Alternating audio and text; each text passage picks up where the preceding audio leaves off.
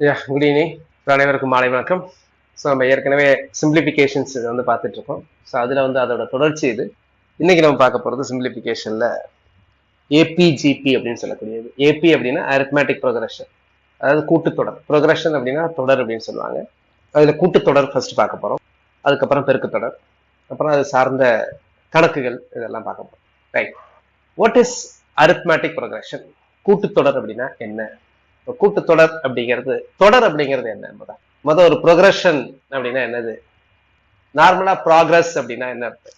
Progress அப்படின்னா வளர்ச்சி அடைஞ்சிட்டே போயிட்டு இருக்கிறதுக்கு வந்து ப்ராக்ரஸ் அப்படின்னு சொல்லுவாங்க. அல்லது ப்ராக்ரஸ்ங்கிறது வளர்ச்சி, அந்த வளர்ச்சி வந்து குறைவான வளர்ச்சியாக கூட இருக்கலாம். ப்ராக்ரஸ் அப்படிங்கிறது வந்து தொடர்ச்சியாக ஏதாவது ஒரு சேஞ்சஸ் இருக்கு.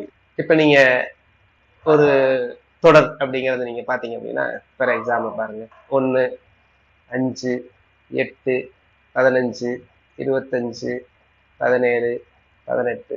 ஸோ இது வந்து பாத்தீங்கன்னா இது ஒரு தொடர் தான். பட் இந்த ஒரு தொடருக்கு வந்து பாத்தீங்கன்னா ஏதாவது ஒரு பேட்டர்ன் ஒன்றும் கிடையாது.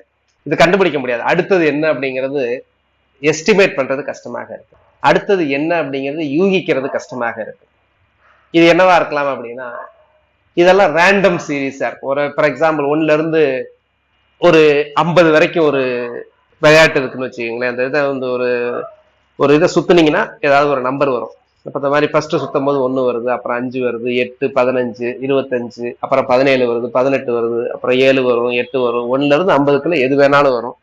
அடுத்து என்ன வரும் அப்படிங்கறத நம்ம ப்ரெடிக்ட் பண்ண முடியாது. இந்த மாதிரி இருக்கிறது வந்து பாத்தீங்கன்னா ஒரு இதுக்கு வந்து நம்ம வந்து இதை வந்து ஒரு எந்த ஒரு அதாவது என்ன சொல்றதுன்னா இது ஒரு தொடர்னு நம்ம சொல்லலாம். ஆனா இதுக்கு வந்து பாத்தீங்கன்னா ஒரு டெஃபினைட் ஆர்டர் கிடையாது. இது கரெக்டா அடுத்து என்ன வரும் அப்படிங்கிறத நம்ம வந்து இங்க எஸ்டிமேட் பண்ண முடியாது. இப்ப இதுவே இந்த மாதிரி இருக்குன்னு வச்சுக்கோங்களேன். 2, 3, 5, 7, 11 இந்த மாதிரி இருக்கு அப்படின்னா இதை ஓரளவு நமக்கு யூகிக்க முடியும்.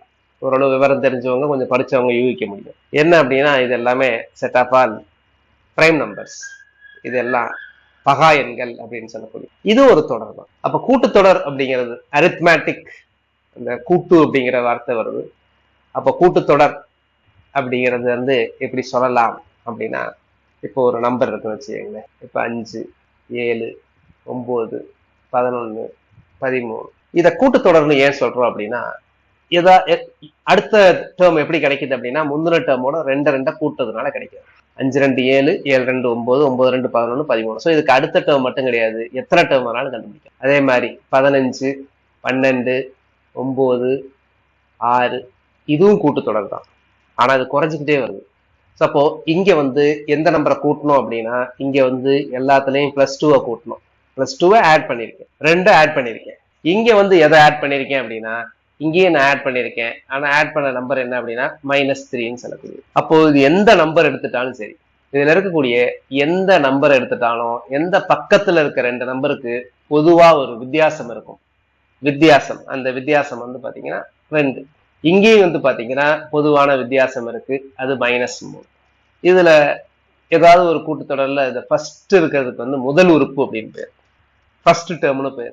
நார்மலா ஃபர்ஸ்ட் டேர்ம்ங்கிறத ஏங்கிற லெட்டர்ல குறிப்போம். ஏங்கிறது எது ஃபர்ஸ்டோ அதான் ஏ. ஏங்கிறது ஆதி, ஃபர்ஸ்ட். அடுத்து பொது வித்தியாசம் அப்படிங்கிறத டின்னு சொல்லுவோம். இந்த பொது வித்தியாசம் அப்படிங்கிறது ரொம்ப ரொம்ப முக்கியம், கரெக்டா கண்டுபிடிக்கணும். பொது வித்தியாசத்தை எப்படி கண்டுபிடிக்கிறது அப்படின்னா, இரண்டாவது உறுப்பு மைனஸ் முதல் உறுப்பு, இரண்டாவது உறுப்புல இருந்து முதல் உறுப்பை கழிக்கணும். அதனாலதான் ஃபர்ஸ்ட் சீரீஸ்க்கு பாத்தீங்கன்னா 7 - 5னா +2 வருது.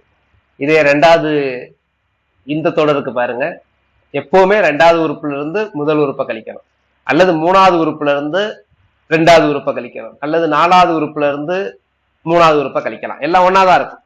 அல்லது n-வது உறுப்புல இருந்து n-1வது உறுப்பை கழிக்கலாம். அப்போ டி அப்படிங்கிறது இங்க என்ன அப்படின்னா 12 - 15. ஸோ இது எவ்வளவு அப்படின்னா -3. இந்த கூட்டுத்தொடர் பெருக்குத்தொடர் வந்து கண்டிப்பா கேட்கறாங்க. அதுல எப்படி கேட்டாலும் ஆன்சர் பண்ற மாதிரி உங்களுக்கு பார்த்துக்கணும். ஸோ அப்போ இதாங்க.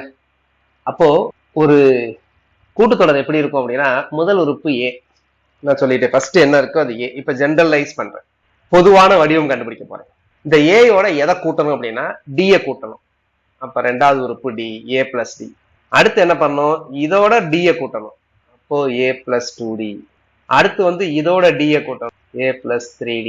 அதுக்கப்புறம் இதோட டியை கூட்டணும், a plus 4d இப்படியே போயிட்டே இருக்கும். So a plus d, a plus 2d, a plus 3d, a plus 4d போயிட்டே இருக்கும். அப்ப முதல் உறுப்பு a, ரெண்டாவது உறுப்பு a plus 1d, மூணாவது உறுப்பு a plus 2d, நாலாவது உறுப்பு a plus 3d, அஞ்சாவது உறுப்பு a plus 4d.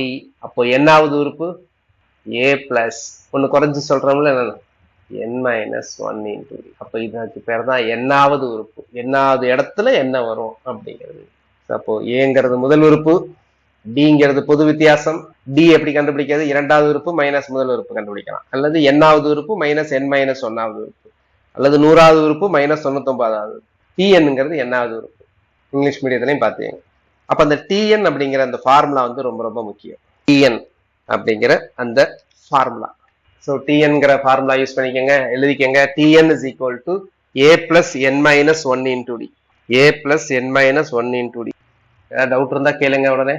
அடுத்து இப்போ கொஸ்டின் கொடுத்துட்டு இதுல என்னாவது உறுப்பு என்னன்னு கேட்பாங்க.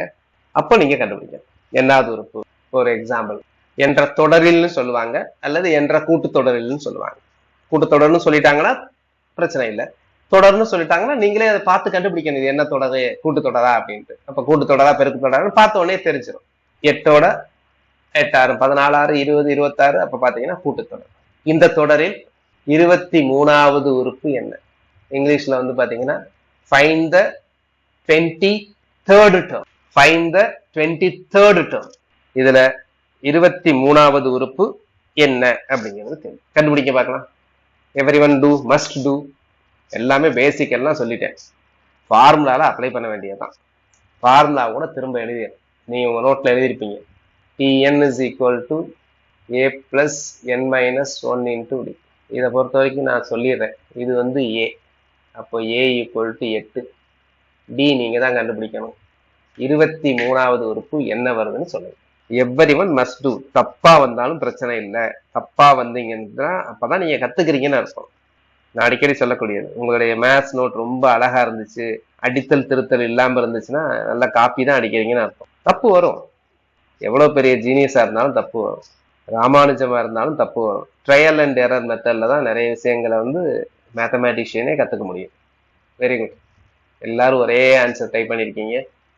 140 140 140 அப்படி. Yes, the answer is 140. Substitute பண்ணுங்க, ஆட்டோமேட்டிக்கா உங்களுக்கு வரும். டிஎன் என்னங்கிறது இங்க என்ன? இதுதான் என். என்னங்கிறது 23. அப்ப டி 23னா 23வது உறுப்பு. ஏங்கிறது 8 பிளஸ் என் மைனஸ் 1. 23 மைனஸ் 1னா 22. டிங்கிறது நம்ம கண்டுபிடிச்சு வச்சிருக்கோம். டிங்கிறது 6. அவ்வளவுதான்.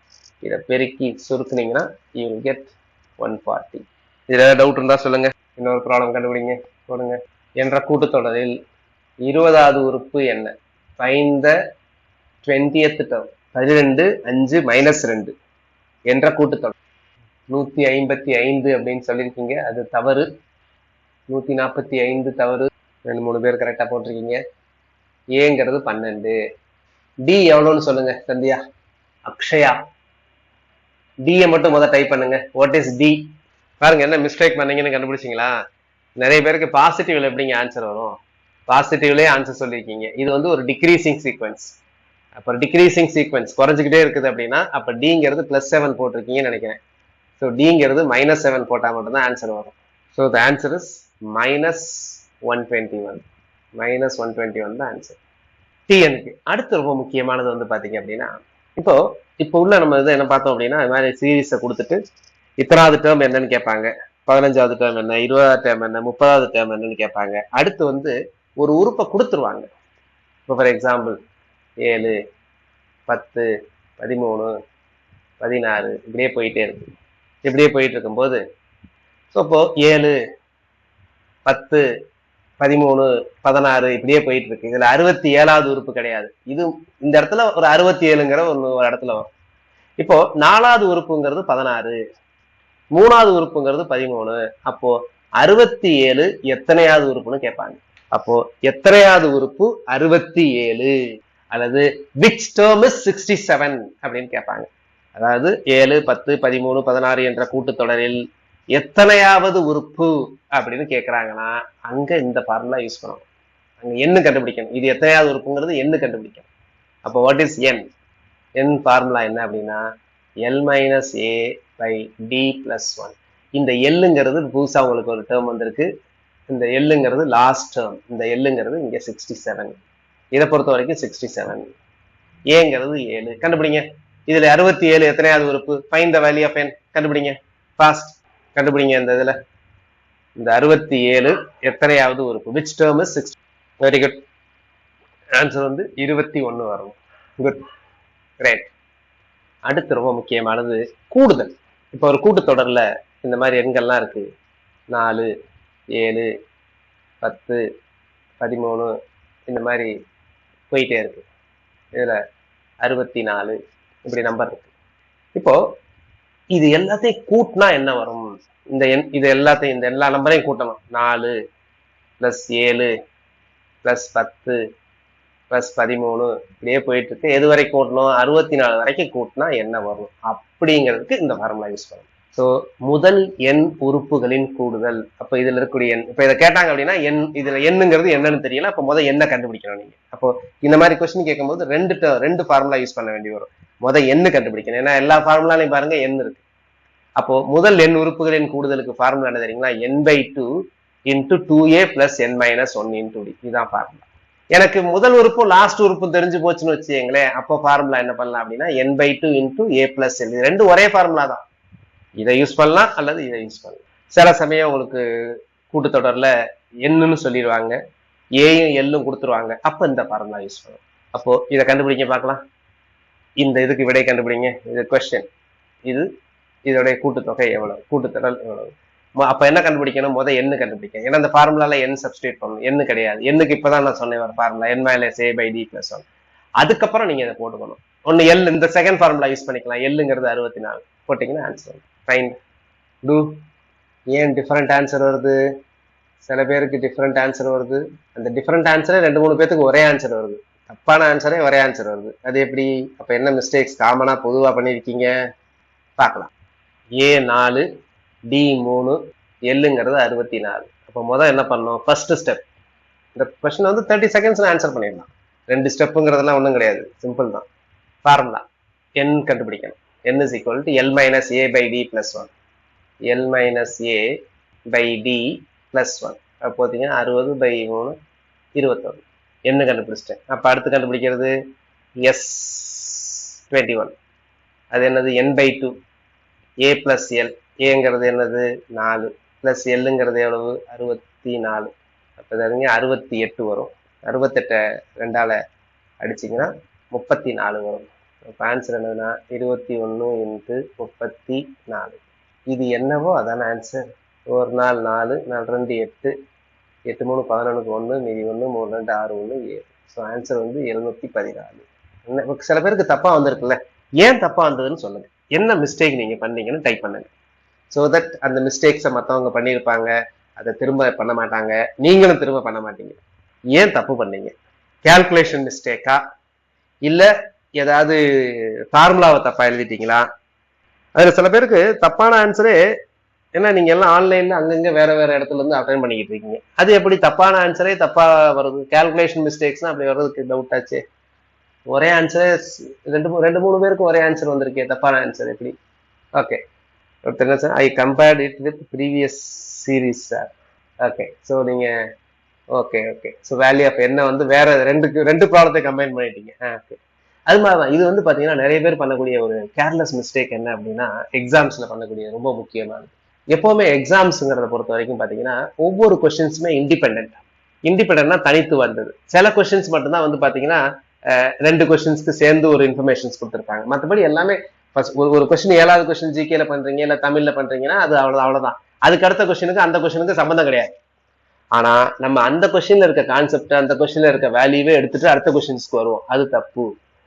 சில சமயம் தான் அப்படி தேவைப்படும். அப்போ வந்து பாத்தீங்கன்னா சில சமயம் நீங்க காம்ப்ரிஹென்ஷன்ல பாத்தீங்கன்னா ஒரு பேராகிராஃப் கொடுத்துட்டு கீழே 5 கொஸ்டின்ஸ் கேட்பாங்க. அப்ப அந்த பேராகிராஃபுக்கு அந்த 5 கொஸ்டின், அதுக்கப்புறம் வரும்போது அந்த பேராகிராஃபுக்கு அடுத்த கொஸ்டின்ஸுக்கு சம்மந்தமே கிடையாது. ஸோ எல்லாமே இங்க வந்து ஒண்ணுமே செல்ஃப் கண்டெய்ன்டு யூனிட்னு சொல்லுவாங்க. ஒவ்வொன்றும் தனித்தனி. முந்தின ப்ராடக்டையோ அதுக்கு அடுத்த ப்ராடக்டையோ இதுல போய் லிங்க் பண்ணவே கூடாது. அது ஒரு ப்ராடக்டை நீங்க படிக்கிறீங்க, இல்ல ஒரு கொஸ்டின் பொது அறிவுல கேட்கறீங்க, இல்ல பொது தமிழ்ல பாக்குறீங்க, இல்ல ஜெனரல் இங்கிலீஷ்ல கேட்கறீங்கன்னா அந்த கொஸ்டினுக்குரிய மேட்ரு தான் அது பார்க்கணும் முடியும். முந்தின கொஸ்டின்ல இருக்கக்கூடிய இன்ஃபர்மேஷன்ஸ் அப்படியே கேரிடாவே எடுத்துட்டு வரக்கூடாது. ஸோ மற்றவங்க என்ன மிஸ்டேக், எதனால மிஸ்டேக் வந்துச்சு, ஒருத்தவங்க சொன்னீங்க, எல்லாரும் சொல்லியிருக்கீங்களோ. அடுத்து வந்து பாத்தீங்கன்னா ஐ டேக் NS21. ஸோ நீங்க வந்து எல்ல வந்து 21 எடுத்துட்டீங்களா? ஓகே, ஐ டேக் என்னங்கிறது 21ங்கிறது தான் கரெக்ட். ராங் ஃபார்முலா அப்ளை பண்ணிட்டேன். Very good. சொல்லுங்க, தப்பே இல்லை. இதுதான் முக்கியமானது. நம்ம என்ன மிஸ்டேக்ஸ் பண்றோம், ஒவ்வொருத்தங்களும் பண்ற மிஸ்டேக்ஸ் தான் மற்றவங்களும் பண்ணுவாங்க. சரிங்களா? நான் ஃபார்முலா +1 போட ஆரம்பிச்சிட்டேன். n is equal to L minus A by D +1. இந்த ஃபார்முலால இந்த +1ங்கிறது முக்கியம். நீங்க எக்ஸாம்ல வந்து பாத்தீங்கன்னா வெறுமனே L minus A by D +1 போடணும். பாருங்க, இப்போ சொன்னதுனால இனிமே +1 யாரும் போடாம இருக்க மாட்டீங்க. I apply wrong formula. I take AS21. ஏங்கிறது 21 எடுக்கிறது தப்பு. சரிங்களா? ஏங்கிறது 4 தான். பட் இது மாதிரி நம்ம எடுப்போம். Very good. ஸோ இதெல்லாம் வந்து some of the common mistakes.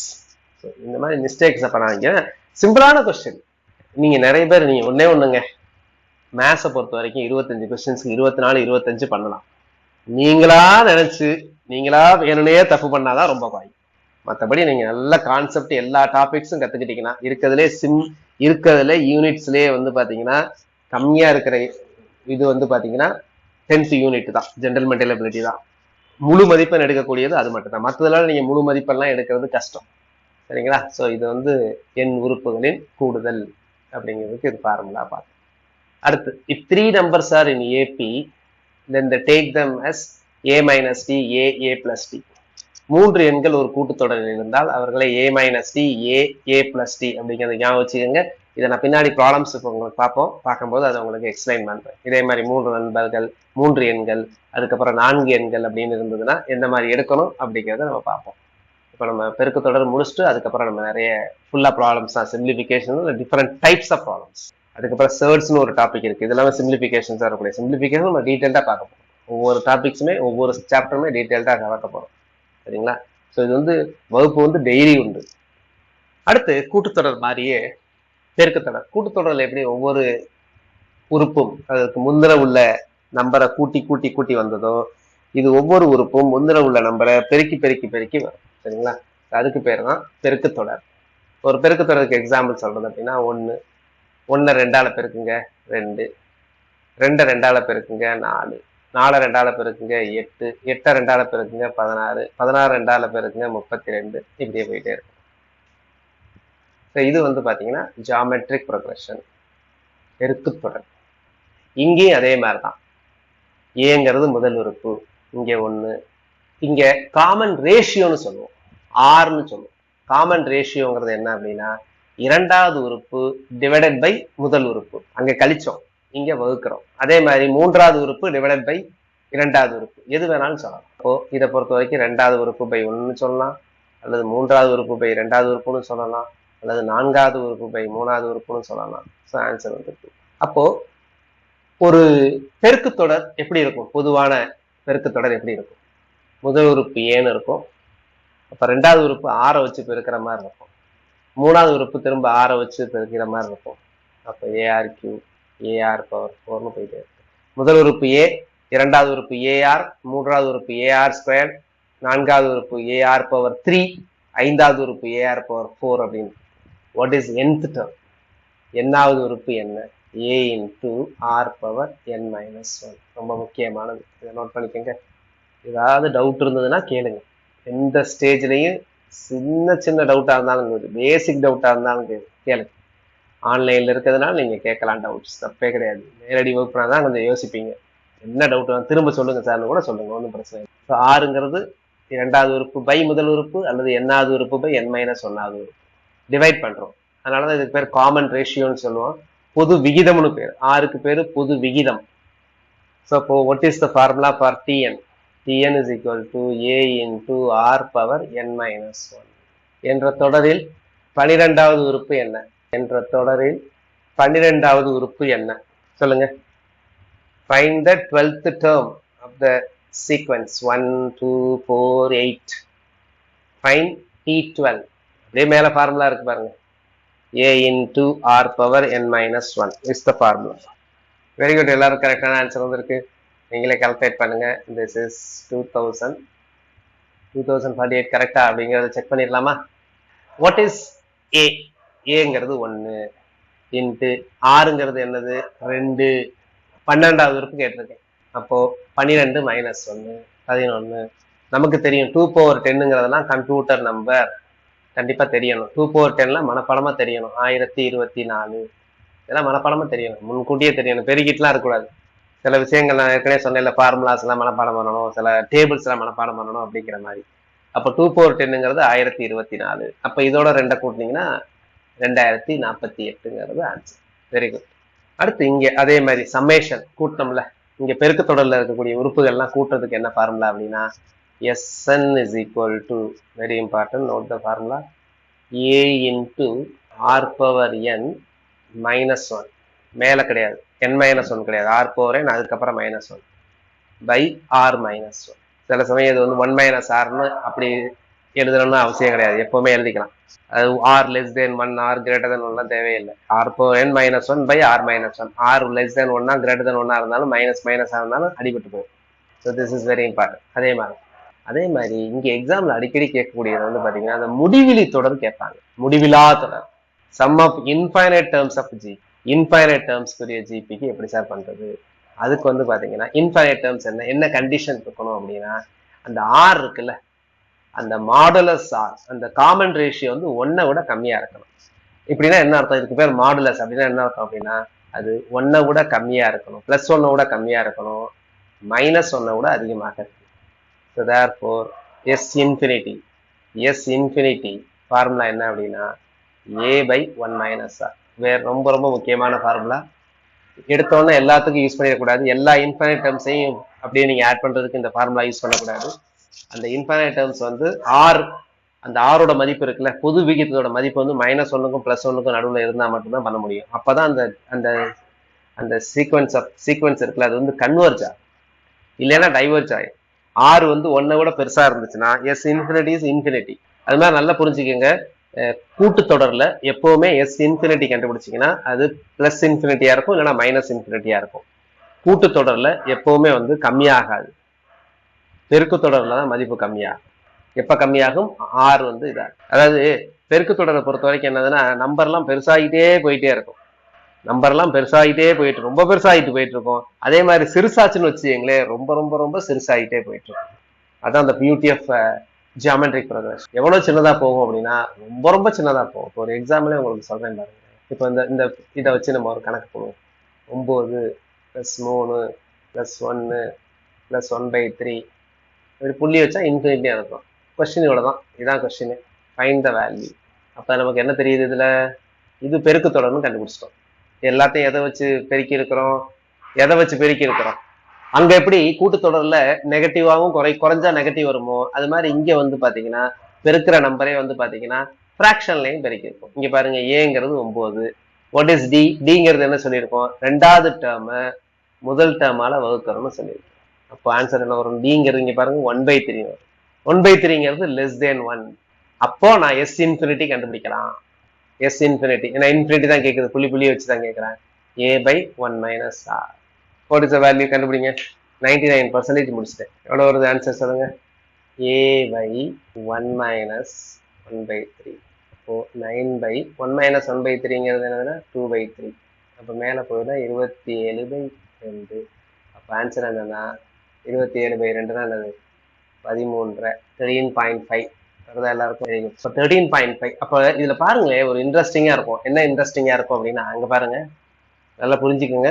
9 3 12, 12 1 13, 13 இத மட்டும் இந்த 4 டேர்ம கூட்டினாலே எவ்வளவு வருது பாருங்க? 13 1/3 வருது. அப்போ மீதி உள்ள எல்லா டேர்மையும் கூட்டினாலும் இதோட சேர்த்தாலுமே 13 1/2 தான் வருது பாருங்க. இதுதாங்க த இன்ட்ரெஸ்டிங் ஃபேக்ட் இன் ஜிபி. அப்போ இந்த நம்பர்லாம் போக போக என்ன ஆகிட்டு இருக்குன்னா ரொம்ப ரொம்ப சின்னதாகிட்டே போயிட்டே இருக்கும். 1/3, அதுக்கப்புறம் 1/9, 1/27, 1/81 இப்படியே போயிட்டே இருக்கும். ஸோ சின்ன ரொம்ப குறைஞ்சு போயிட்டே. So this is the beauty of this. நான் சொல்றத புரிஞ்சுக்க முடியுதா? இந்த கான்செப்ட் உங்களுக்கு புரிஞ்சுக்க முடியுதா? எல்லாராலையும் புரிஞ்சுக்க முடியாது. சில பேருக்கு கொஞ்சம் கஷ்டமாக இருக்கும். நான் சொன்னது கொஞ்சம் கிராஸ் பண்றதுக்கு நல்லா புரிஞ்சுங்க. நம்பர் சிறுசாக ரொம்ப ரொம்ப ரொம்ப ரொம்ப சிறுசாகும். அதனால நீங்க இன்ஃபைனைட் நம்பர்ஸே எல்லாமே பாசிட்டிவ் நம்பர் தான்.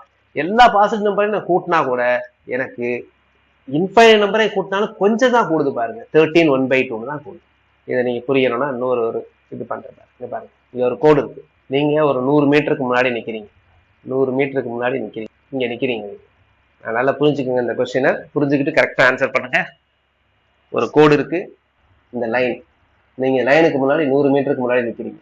எவ்ரி செகண்ட் நல்லா புரிஞ்சுக்கோங்க, நீங்க நிக்கவே இல்லை, மூவ் ஆகிட்டே தான் இருக்கிறீங்க. ஒவ்வொரு வினாடிக்கும் பாதி பாதி தூரம் போறீங்க. உங்களுக்கும் கோட்டுக்கும் நடுவுல எவ்வளவு தூரம் இருக்கோ அதுல பாதி போறீங்க. அதாவது முதல் செகண்டுக்கு எவ்வளவு போவீங்க? 50 மீட்டர் போயிருவீங்க. அடுத்த செகண்டுக்கு எவ்வளவு போவீங்க? திரும்ப 25 மீட்டர் நடந்து போவீங்க. இப்படியே மூவ் ஆகிட்டே போயிட்டே இருக்கீங்க. எப்படி போறீங்க? நீங்க போய் ஒரு செகண்ட் போய் முடிச்ச உடனே அடுத்த உங்களுக்கும் அந்த கோட்டுக்கும் நடுவுல எவ்வளவு தூரம் இருக்குன்னு பாப்பீங்க. அதுல பாதியை மட்டும் போவீங்க. அப்புறம் போய் நிப்பீங்க. திரும்ப உங்களுக்கும் கோட்டுக்கும் நடுவுல எவ்வளவு தூரம் இருக்குன்னு பாப்பீங்க. அதுல பாதி போவீங்க. ஒவ்வொரு செகண்ட் இப்படி போயிட்டே இருக்கீங்க அப்படின்னா எப்ப கோட்டை கிராஸ் பண்ணுவீங்க? சொல்லுங்க யாராவது. எப்ப கோட்டை கிராஸ் பண்ணுவீங்க? திரும்ப சொல்றேன், ஒரு கோடு போட்டிருக்கு தரையில. அதுக்கு முன்னாடி நீங்க 100 மீட்டர் தொலைவில் இருக்கிறீங்க. ஒரு செகண்ட் முடிஞ்ச உடனே அதுல உங்களுக்கும் பாதி தூரத்துக்கு போயிடுறீங்க. இல்ல ஒரு செகண்ட்ங்கிறது கூட ஒரு நிமிஷம் கூட வச்சுக்கோங்க, அது ஒன்றும் பிரச்சனை கிடையாது. ஒரு நிமிஷம் வச்சுப்போம். ஸோ ஒரு நிமிஷத்துல உங்களுக்கும் கோட்டுக்கும் நடுவில் இருக்கிற பாதி தூரத்தை போறீங்க. அப்புறம் போய் நிக்கிறீங்க. திரும்ப அடுத்த நிமிஷத்துல உங்களுக்கும் அந்த கோட்டுக்கும் நடுவுல இருக்கக்கூடிய தூரத்துல பாதி போவீங்க. இப்படியே போயிட்டே இருக்கிறீங்க. எப்ப கோட்டை கிராஸ் பண்ணுவீங்க? நான் சொல்றது புரியுதா? புரியலைன்னா புரியலன்னு சொல்லுங்க, திரும்ப கூட எக்ஸ்பிளைன் பண்ணுங்க. புரிஞ்சவங்க ஆன்சர் பண்ணுங்க. நோ ஐடியா சார், இன்னொரு முறை சொல்லுங்க. இங்க பாருங்க, நீங்க உங்க ஒரு ஒரு ஃப்ளோர்ல நிக்கிறீங்கன்னு வச்சுக்கீங்களேன். ரோட்ல நிக்கிறீங்க. இதான் நீங்க நிக்கிறீங்க. நல்லா புரிஞ்சுக்கங்க. ரோட்ல நிக்கிறீங்க. ரோட்ல இப்படி இதான் ரோடுன்னு வச்சுக்கோங்க. இதான் ரோடு. இந்த ரோட்டு நடுவில் ஒரு கோடு போட்டிருக்கு. இதான் கோடு, இது ரோடு. இந்த ரோட்ல உங்களுக்கும் இந்த கோடு போட்டதுக்கும் இடையில உள்ள தூரம் வந்து 100 மீட்டர். நீங்க நிக்கிறீங்க. நீங்க இந்த கோடை நோக்கி நடந்து வந்துகிட்டே இருக்கீங்க. இந்த கோடை நோக்கி நடந்து வந்துகிட்டே இருக்கீங்க. இந்த டைரக்ஷன் நடந்து வந்துகிட்டே இருக்கீங்க. எப்படி நடக்கிறீங்க அப்படின்னா, ஒரு நிமிடத்துக்கு எவ்வளவு தூரம் நடப்பீங்க அப்படின்னா, உங்களுக்கும் கோட்டுக்கும் நடுவுல இருக்கிற தூரம் இருக்குல்ல, அதுல பாதி தூரம் நடப்பீங்க. அடுத்த நிமிஷத்துல திரும்ப பாதி தூரம் நடப்பீங்க. உங்களுக்கு இப்ப கோட்டுக்கு நடுவில் கம்மியா தானே இருக்கும், அதுல பாதி நடப்பீங்க. அதுக்கப்புறம் அதுல பாதி இப்படியே நடந்துகிட்டே போறீங்க அப்படின்னா நீங்க நிக்கவே இல்லை. நல்லா புரிஞ்சுக்கிங்க, நிக்கவே முடியாது, போயிட்டே தான் இருப்பீங்க. இப்படியே போயிட்டே இருந்தீங்கன்னா எப்ப கோட்டை தாண்டுவீங்க? அதுதான் கொஸ்டினை புரிஞ்சுக்கங்க. எப்ப கோட்டை தாண்டுவீங்க அல்லது எப்ப கோட்டை தொடுவீங்க? எப்ப கோட்டை தாண்டுவீங்க அல்லது எப்ப கோட்டை தொடுவீங்க? எவ்வரி டைம் நீங்க எப்படி போறீங்க அப்படின்னா, இது கிட்டத்தட்ட ஒரு பசில் டைப்ல கூட நீங்க பாத்துக்கலாம். உங்களுக்கும் கோட்டுக்கும் நடுவுல இருக்கிற டிஸ்டன்ஸ் எவ்வளவோ அதுல பாதி மட்டும்தான் போறீங்க. அப்போ நல்லா புரிஞ்சுக்கங்க, நீங்க எப்பவுமே போயிட்டே இருக்கும்போது நீங்க எத்தனை ஜென்மம் எடுத்தாலும் சரி, எத்தனை வருஷம் நடந்தாலும் சரி, ஆனா நீங்க நடந்துகிட்டே தான் இருக்கீங்க, கொஞ்சம் கூட நிப்பாட்டவே இல்லை. இப்படியே போனீங்கன்னா நீங்க அந்த கோட்டை தொடவே முடியாது, அந்த கோட்டை கிராஸ் பண்ணவே முடியாது. ஏன் அப்படின்னா உங்களுக்கும் கோட்டுக்கும் நடுவுல எப்போதுமே ஒரு பாசிட்டிவ் டிஸ்டன்ஸ் இருந்துகிட்டே இருக்கும். ஏன்னா இப்ப உங்களுக்கும் கோட்டுக்கு நடுவுல கொஞ்சோண்டு டிஸ்டன்ஸ் இருக்கு அப்படின்னா அடுத்த நிமிஷத்துல என்ன பண்ணுவீங்க? அந்த கொஞ்சோண்டு டிஸ்டன்ஸ்ல பாதி போவீங்க. அப்ப மீதி பாதி இருக்கும்ல, அப்ப அடுத்து என்ன பண்ணுவீங்க? அந்த மீதி பாதியில பாதி போவீங்க. அதுக்கப்புறம் அந்த மீதி பாதியில பாதி போவீங்க. இப்படி போயிட்டு இருக்கும்போது போனீங்கன்னா நீங்க கோட்டை நெருங்கலாம், கிட்டக்க போகலாம், ஆனா கோட்டை தொட முடியாது, கோட்டை கிராஸ் பண்ண முடியாது. நான் சொல்றது புரியுதா? புரிஞ்சுக்க முயற்சி பண்ணுங்க, புரியாதவங்களுக்கு. அது ஒரு இன்ட்ரெஸ்டிங்கான ஒரு கான்செப்ட், அது சொல்ல வந்தேன். அப்ப பாருங்க, நான் இன்ஃபைனைட் டேர்ம்ஸ் நடந்துகிட்டே, நீ நிக்கவே இல்லை. நல்லா புரிஞ்சுக்கோங்க. நீங்க ரியலைஸ் பண்ண பார்க்கும்போது உங்களுக்கு தெரியும் மேத்ஸ் எவ்வளவு பியூட்டி அப்படிங்கிறது, நம்பர்ஸ் எவ்வளவு பியூட்டி அப்படிங்கிறது. அப்ப நம்பர்ஸ் அவ்வளவு சின்னதா போயிட்டு இருக்கிறது இங்க இன்ஃபைனைட்டை கூட்டினா கூட இதுல பண்ணலாம். அப்போ நான் இதை வந்து எப்ப கூட்டுவேன் அப்படின்னா இன்ஃபைனைட் டேர்ம்ஸை கூட்டினாதான். அப்ப இதை என்ன பண்றேன் பாருங்க. எவ்வளவு தூரம் போறேன்? 50 மீட்டர் போறேன். அடுத்து என்ன பண்ண போறேன்? 50ல பாதி போறேன். அடுத்து என்ன போறேன்? இதுல பாதி போறேன், 12.5. இப்படியே போனா இது எப்ப சார் 100 ஆகும்? அதான கொஸ்டின். இது 100 ஆகுறது எப்பனா இன்ஃபைனைட்ல போனாதான் 100 ஆகும். அப்படின்னா இன்ஃபைனைட்ல போனா என்னன்னா அப்படி பாசிபிள் இல்லைன்னு அர்த்தம். இது அப்படியே கூட்டுங்க. இந்த ப்ராப்ளத்தை அப்படியே கண்டுபிடிங்க. This is GP problem. இது GP problem. What is A? A is equal to 50. What is R? ஆறுங்கிறது 25/50. which is equal to 1 by 2 which is less than 1. அப்போ what is S infinity is equal to A by 1 minus R. What is A? 50. What is 1 minus 1 by 2 which is equal to கண்டுபிடிங்க, இதோட மதிப்பை கண்டுபிடிங்க. 50 into 1 by 2 வரும், மேலே போச்சுன்னா 2. அப்போ 100 வரும். அப்போ 100 எப்போ வரும்? இன்ஃபைனைட் டேர்ம்ஸையும் கூட்டினாதான் வரும். அப்போ இன்ஃபினிட்டி எப்போ தான் 100 வரும். ஆனால் நமக்கு தெரியும் இங்கே இந்த இன்ஃபினிட்டியில் கூட கூட்டினாதான் 100 வரும். ஆனால் அந்த 100 கூட கிட்டக்க வர்றதுக்கு இன்ஃபைனைட்ல கூட சான்ஸ் இல்லை. கிட்டக்க போகலாம், 100 கிட்டக்க வந்துடும். 99.999999999 சொல்லலாம். ஆனால் 100 ஆகாது. புரிஞ்சுக்கிட்டீங்களா? அதை ஒரு மேத்தமேட்டிக்ஸ் கான்செப்ட், இந்த ஜிபியோட கான்செப்டை யூஸ் பண்ணி நீங்கள் எப்படி எங்கெங்கெல்லாம் எல்லாத்துக்குமே எல்லாமே அப்ளிகேஷன்ஸ் உண்டு. சரிங்களா? ஒவ்வொரு இதுக்குமே அப்ளிகேஷன்ஸ் உண்டு. நம்ம காலேஜ் படிக்கிறவங்களுக்கும் ஸ்கூல்ல இருக்கிறவங்களுக்கும் ஒவ்வொன்றுக்குமே, இப்போ நான் ஏற்கனவே சொன்னேன், போன தடவை ப்ரை நம்பர் நடத்த போது கூட சொன்னேன், ஒவ்வொரு அப்ளிகேஷன்ஸ் என்னது அப்படிங்கிறது முக்கியம். ப்ரை நம்பர்ஸ்ங்கிறது கிரிப்டோகிராஃபில யூஸ் பண்றோம். சரிங்களா?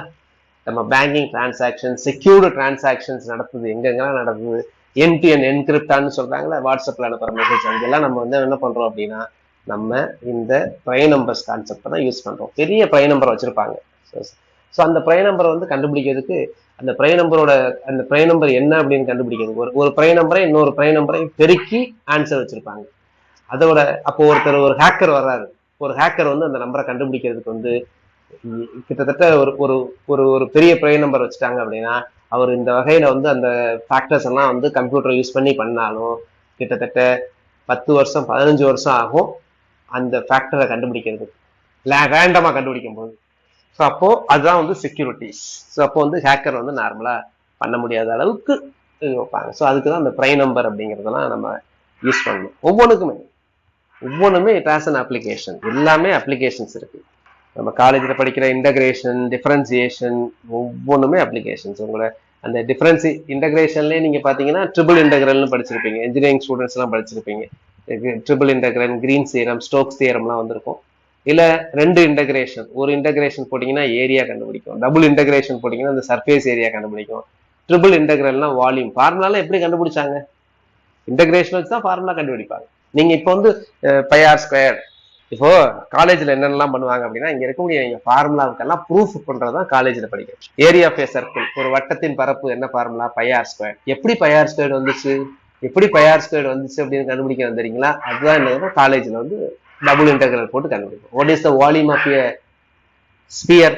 ஒரு கோளத்தின் கன அளவு என்ன? 4/3 பைஆர் கியூப். எப்படி வந்துச்சு?